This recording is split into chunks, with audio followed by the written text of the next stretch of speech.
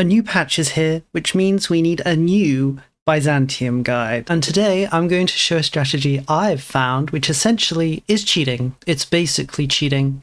It makes the whole situation trivial. So let's begin. We'll be playing in Iron Man, obviously. Now, before we begin, let's talk about the problems Byzantium faces. The number one problem is essentially we don't have an economy. If we look at our estates, the maximum they can pay is all very low due to 4 privileges each of the estates have. These being the corruption privileges, as I like to call them. Each of these privileges reduces the maximum tax each of the estates can pay by 25%, together with some other negative modifier. One of the really bad ones is this one for the nobility that minuses army morale by 20%. So with that in mind, we can't really make any money from the land we control. If you'll allow me to wait a month in-game, I'll also show you the second biggest problem. The second biggest problem that Byzantium experiences is these 2 disasters that can trigger. This first disaster, the Byzantium succession crisis, is actively terrible. Reduces crown power by 20%, reduces state satisfaction equilibrium by 25%, does give you a little legitimacy increase, but it's not really worth it, and of course increases pretender growth. But you see here, one of the criteria for this disaster happening is that Byzantium has more than 2 provinces. You're seeing it, right? You're seeing the idea here. So what if we had less than 2 provinces? This disaster couldn't trigger. And since it's not that we gain any money from our land anyway, because nobody pays any tax, what if we just got rid of it all? Just got rid of it, right? So we're going to do that. We're going to release vassals. And we're going to release them everywhere. The goal is to reduce Byzantium down to just 2 provinces, so that we become ineligible for the disaster. My advice is to try and have an equal number of both fiefdoms and vassals. I would hand out all your territories in southern Greece to 1 vassal, just because it's nice and neat. Also to hand out this small little territory here to Epirus, because again, nice and neat borders are how we roll, right? So there we go. We've reduced Byzantium down. You can choose which secondary province you want to keep. There is something to be said for keeping this province here because it has a gold mine, although the gold isn't really going to do much for you because, again, you don't make any money from tax. Personally, though, I like to keep the province across the strait because once we expand into the Ottomans, it will become quite a big province and it has a very high population, which will be quite easy for us to increase control in because traveling across the sea from Constantinople is very cheap for us due to the high harbour capacity in Constantinople. And now you'll see this disaster, we're no longer eligible for it. We cannot experience the Byzantium succession crisis anymore. Oh boy, how beautiful. We are still eligible for the court disaster though, but this disaster honestly is pretty easy to avoid. We just need to get our legitimacy up to 30% and then it's avoided. And even if it does trigger, it doesn't really have as negative modifiers as the Byzantium succession crisis, and this crisis will end after 5 years no matter what you do. It also has lots of events that give you stability and legitimacy, which are all pretty nice. So now what are we going to do? Well, I'm going to make my goal to eliminate the Ottomans, as we do. So we're going to begin building a spy network in them. We're going to research things. We're going to research the usual stuff. Organized religion, guilds, peasant connections. We'll assign our stupid son an administrative education. I hope he just dies. Rival whoever, Morocco, Yemen, Tunisia, Mamluks. Now you'll probably say, oh, but how do we keep all our vassals in check? Well, we're just going to increase our diplomatic spending to max. In the short term, it will solve it pretty well. We'll also start doing some other things. For our cabinet, we're not going to appoint anyone to the cabinet because we don't really have any members of our family. I actually assigned the 2 members of the Pelagius family as to be rulers of some of our territory. Why? Because they tend to not live very long, number 1.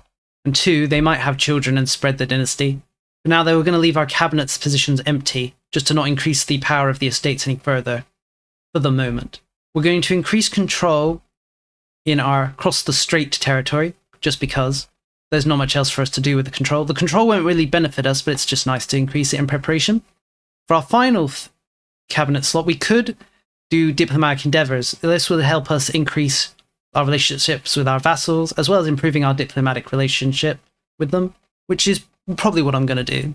You could start developing in Constantinople just to try and increase its value, or you could start changing a monthly societal value. But for me, I would recommend go hard on decentralization. Since we're going to be going hard on vassals, it's better to have high decentralization because increasing control and proximity isn't really going to help us. Sure, getting the high crown power from centralization is nice, but we don't have any land. So getting high control in these territories isn't really going to affect anything, at least in the short term. In the short term, we want to stay decentralized. We want our vassals to be loyal. We want the estate satisfaction equilibrium as we deal with our problems. Going decentralized will be something that we can do later on once we've reintegrated all of these vassals back into Byzantium and that we've solved our initial crises. But now I'm going to set my final cabinet action as to diplomatic endeavors. So now we're building a spite network in the Ottomans. If we look at our vassals, we'll see that the most disloyal ones, and we'll immediately start improving relationships with them. And now we're pretty much going to wait. You'll see our economy is basically non-existent because nobody pays us any tax, but that's how it goes. We're going to stop spending money on maintenance, navy, and armies. We're going to max our court spending because we want to get our legitimacy as high as possible, just so we could attempt to avoid the coup, which we should be able to avoid. And because we need to, in order to remove these negative privileges, we need to have high legitimacy. So getting legitimacy up as fast as possible is our #1 priority. We'll start minting some gold. Thing is, though, we're actually pretty bad when it comes to inflation. We start at something like 9.5. So if we ever start earning a little bit of gold, we'll bring down our minting to bring down our inflation. And if we're ever in a situation where we go deeper in, where we're having a declining income, we will increase our minting even at the cost of increasing our inflation. When it comes to stability, I recommend not investing in it early. It's much harder and more costly to get stability high than it is to get legitimacy high. I know you'll look at this and say, oh, but 15 versus 6? But you've got to consider we will hit max legitimacy much faster than we'd hit max stability because of the rate of increasing stability becomes a lot more costly due to decay than legitimacy does. Legitimacy doesn't have decay the same way stability does. Trust me is what I'm saying. Just trust me. So we're going to unpause and just let the game tick for a little bit, and you'll see how the economy changes. As you can see, it's been a month tick. Our cost of the court has massively come down due to the size of our country being massively reduced. So now we're actually making a profit of 4 ducats, something you rarely see when playing as Byzantium. If you get an event like this where a request from one of the Turkic tribes, say no. There's no reason to give them 100 gold and lose 10 stability. Just say no. What are they going to do? Declare war on them? Good luck, bro. You may get an event like this, a common enemy, which gives you the option to ally with one of the, well, not necessarily ally, but increase your relationship with one of the Turkic tribes who are opposed to the Ottomans. Personally, I wouldn't bother. Let them all just kill each other. We'll get that sweet legitimacy. One thing you could do if you wanted to really increase your income is you could decrease diplomatic spending so we're just about at the point where vassals are loyal. Like we're going to do now, we're going to break it down to around 50% spending. This is enough to ensure our vassals are loyal. They're on the cusp though, so if anyone becomes disloyal, it'd be worth just pushing it back up a little, right? If you don't want to, you can just sit at the max. There's nothing stopping you. If you have the diplomatic points and you really want to increase someone's loyalty, one thing you can do is invite them to your ecumenical church.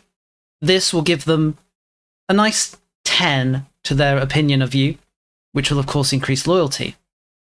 If you're already at max opinion, of course that won't do anything. If you're really desperate, something you can do is support loyalists in the vassal, which will give you just 20 loyalty straight up. When it comes to the earthquake in Constantinople, I would say just eat the 10-10 legitimacy. It's not worth the large amount of gold to get rid of it, I think. If we didn't do this, we would be able to avoid the coup if it does trigger. But if it does trigger, as I've mentioned, it's not a big deal. Our ruler has died, but that's inevitable. He's got a trait that makes it so he dies very fast. As you can see, some of our vassals have become disloyal due to his death because we're in a regency, so we're just going to push our diplomatic spending back up a little bit. There we go. Having it sit at 66% is enough to bring down the disloyalty. We're also going to stop minting so much gold and try and get our inflation down. We are in debt, but we're honestly just going to kind of hold out for the event that kills off our debt. We don't really want to pay it off. Paying off debt is for lesser people. One thing you might want to do with one of your cabinet seats is to increase recovery efforts in Byzantium after the earthquake, so you can increase the prosperity of Byzantium, which will be massively decreased by the earthquake. If we click on Constantinople, we can see the effects of having negative prosperity. Local population promotion speed minus, immigration traction minus, raw material output minus, development minus, population growth minus. Basically lots of bad things. Plus minus character life expectancy, which means our characters will die faster, which is also bad.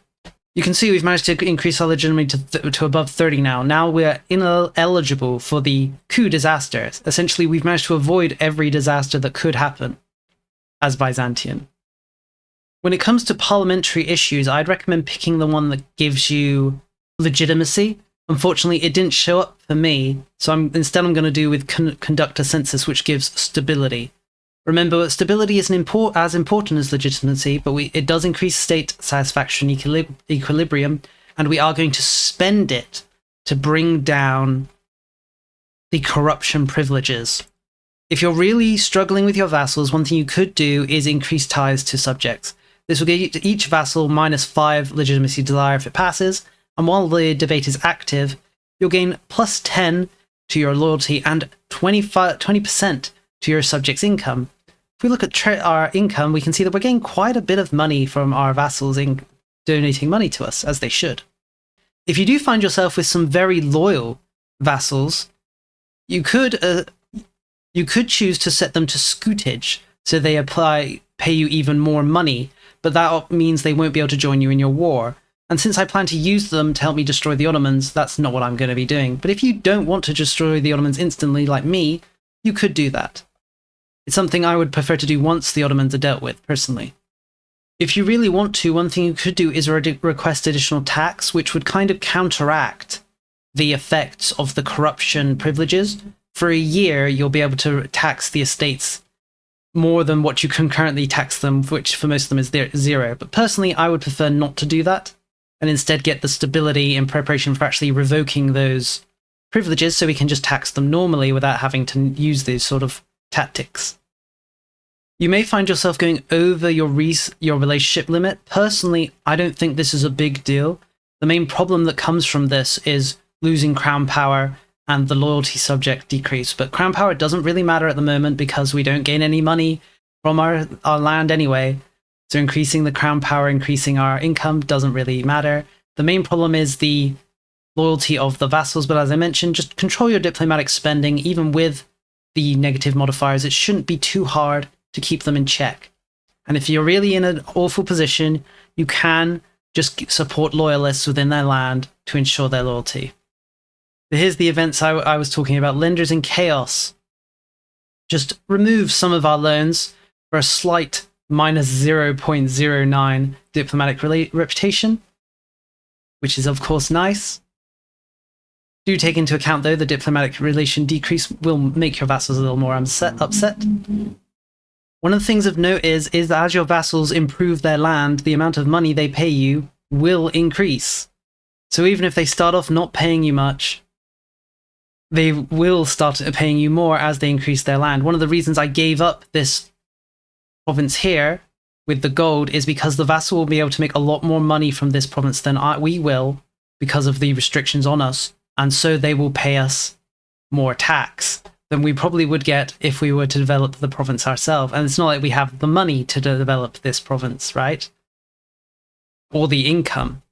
So we'll let the vassals develop their lands and then pay us tax, as they should. Here's a good event that you should pretty much always take. You're reforming the universal judges of the Romans. It will get rid of this government reform, which gives 1 cabinet seat extra and gives state power an extra 30% power based on being in cabinet positions, and replace it with a slightly better version, which gives 10% crown power and decreases the increase for power for the estates by -20. The spy network in the Ottomans has hit 20, so we're going to immediately begin fabricating a claim on them. We're going to claim their most valuable province, which is their capital here in what is Bursa. In this run through, the Ottomans haven't really expanded, but even if they had, it wouldn't be a big deal. I did this strategy on an Ottomans who had annexed these guys here and these guys here, so they were a lot larger, and I still full annexed them. So don't worry if the Ottomans are bigger and stronger, it shouldn't be a big deal. For research or advances, I'd recommend rushing down this side of the tree so you can get the loyalty for subjects, subject opinion, and then diplomatic annexation so we can start absorbing the vassals back into us faster, as well as maintaining their loyalty. So our legitimacy has hit 95, so we can start revoking these privileges. I would recommend starting with the peasant one, the peasants will be the ones paying you a majority of your tax throughout the game, so getting that tax as quickly as possible is best. Also, the cost of revoking this one is the lowest amongst all of them due to the power of the peasantry being basically non-existent. Do keep an eye on your stability though, because as said, low stability reduces estate satisfaction, which in turn will reduce how much they're willing to pay unless you're willing to upset them. We've now hit 100 legitimacy, and as such we're now making a lot of money, because we're no longer paying the absurd sums to increase our legitimacy. You didn't think it was possible, but it's happened. It's been less than 10 years and we've basically solved every problem Byzantium has. Once you do hit that max legitimacy, I'd recommend maxing your stability spending as quickly as possible. After all, having low stability is bad when it comes to state satisfaction, and since we're going to be spending it to revoke those privileges, getting it as high as possible will reduce the negative impact of revoking those privileges. Right, our casus belli against the Ottomans is now available. The Ottomans have gone off and vassalized and expanded quite far and vassalized these Germaniad peoples. But it honestly isn't going to be a problem. They also have a few allies, if we look, with their own vassals. But us being Byzantium as we are, with our myriad vassals, kind of outnumber them. If we really wanted to, we could try to call in the Trebizond, who is our starting ally, but we don't really need them and they're not really willing to join, so we'll just do it without them. So we're immediately going to call up our levies in Constantinople. Our starting navy massively numbers the Ottomans, so we're just going to put them in the straits straight away and blockade the Ottoman ports. We're going to bring our whole army over to next to Constantinople, and now things kind of depend. With our vassals outnumber the Ottomans and their allies, so the situation kind of depends on are our vassals and us going to be strong enough? If yes, we should stick with our vassals and fight the Ottomans straight up. We don't even need to fear them. If it's a little closer, the numbers, it would be worth maybe hiding in Constantinople. But I honestly don't think we need to. Even with the negative privileges we have, decreasing the strength of our army, said army should be more than enough for us to deal with these Turks. We can also choose to just annex these allies that the Ottomans bring in with them as well, if we really wanted to. Though that will massively increase your aggressive expansion, so keep that in mind. If you have a vassal that you've already created in one of these provinces that you're going to annex, I'd recommend giving them control of the land, because they'll make better use of it than we would. Since a lot of the land that the Ottomans and their allies control is actually cause of us Byzantium, we can immediately call up lots of soldiers from that land to join the war, if need be. And honestly, need isn't really be, but we're going to do it anyway.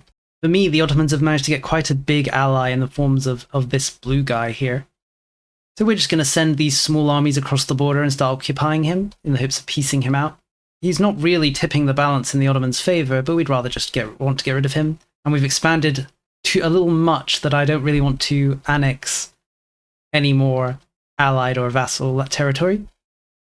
The Ottomans have made the mistake of trying to siege down the capital that we've just taken, so we're going to jump on them together with our vassals. And you see, even though they are the Ottomans, there's just too many of us. And there they go. That's a lot of war score. We actually managed to chase them down to their allied capital and stack wipe them. The Ottomans and their allies no longer have any armies. The Black Death has started to show up, but we should have this war done before it becomes a big deal. We're going to peace out the Ottoman allies. I said we don't want to take too much land from them. With the Ottomans themselves, we're just going to full annex them. It's always nice to remove them from the field. We'll give our vassal up here their territory once we annex them. There we go. And there we go. It's been 9 years. The Ottomans are dead. We've solved pretty much every problem we have. We just now need to start thinking about reintegrating our vassals. Now the question would become, what do we do with all this new land? I kind of recommend you create more vassals. You might hesitate at the idea because we already have so many, but as we're going to start integrating them, it's not actually going to be that big of a deal. Keeping in mind though, you can now only create vassals because you're in a regency.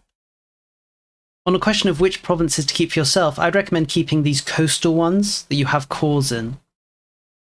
Getting Nekia Media is a good one, as well as the Brusar province we took from the Ottomans. The rest I would just hand out to vassals. As mentioned, you're probably wondering how we should now deal with these vassals that we now want to reintegrate into the country. The method I'd like to use is simple.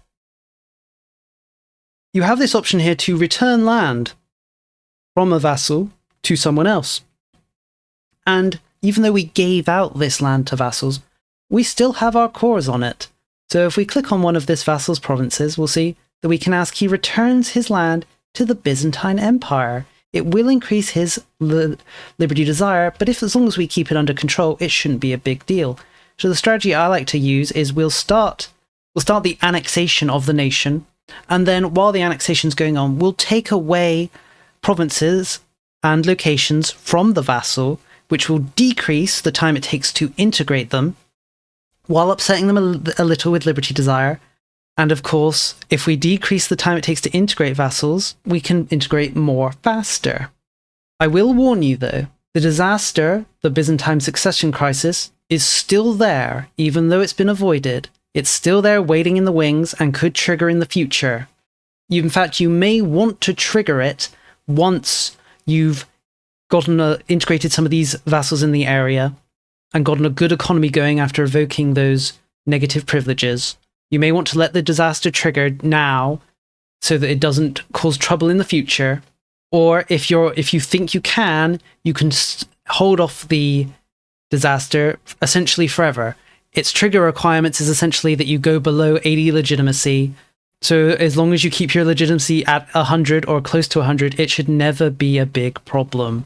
But it's whether you think you can. If you're worried that you won't be able to, it might be able to let the disaster trigger in this early stage now that the economy's stabilized. Just deal with it, and then it can never trigger again. Before we finish the video, I'm just going to show off how the returning land system works. So we're going to start the annexation for this vassal. You'll see that the cost to annex them will be a total of 106 due to their 8 rural provinces and 1 town. So now we'll look back on them. We'll wait a few days for our diplomat to return. Our diplomat is now returned. I'll say again, we're at 106 cost to integrate this vassal. We're going to ask them to return a province. Which one? It doesn't particularly matter because these are all rural provinces, so they're all worth the same amount when it comes to annexation, but we'll take their most populous one. We'll also ask them to return it to Byzantium. They'll gain 20 liberty desire, but that's not enough to turn them into the hostile. Now, if we look here, it's still at 106, but if I unpause, it drops down to 86. They've lost 20 of the cost to annexing them, and we can do that again. We can keep doing it, but hypothetically, we could take every single province from them.